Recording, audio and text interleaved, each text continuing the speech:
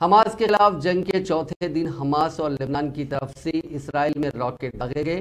Times of Israel के मुताबिक Israel के वेस्टर्न सिटी गलील और साउथ सिटी अश्कलोन में रॉकेट गिरे हैं। इससे पहले 8 अक्टूबर को लेबनान बॉर्डर से हिजबुल्लाह ने इसराइल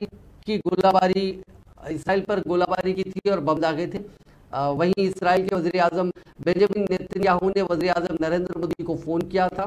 उन्होंने पीएम मोदी को जंग के बारे में पूरी जानकारी दी। इसके बाद पीएम मोदी ने ट्वीट कर कहा था कि हिंदुस्तान के लोग इस मुश्किल घड़ी में इसराइल के साथ खड़े हैं।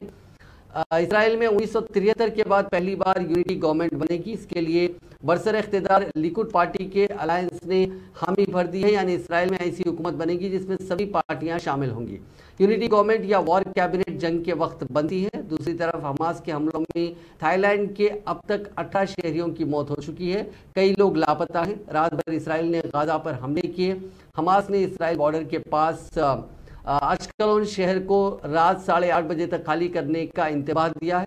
वहीं हमास के हमलों में किब्जुल शहर की 10% लोग मारे गए हैं। इससे पहले हमास ने धमकी दी थी कि वो इसराइल से पकड़े गए करीब 150 जो हॉस्टेजेस हैं उनका कत्ल कर देगा। इससे पहले इसराइल की फौज ने ऐलान किया कि उसने गाजा के बॉर्डर पर कब्जा कर लिया है और उसे पूरी तरह सील कर दिया गया।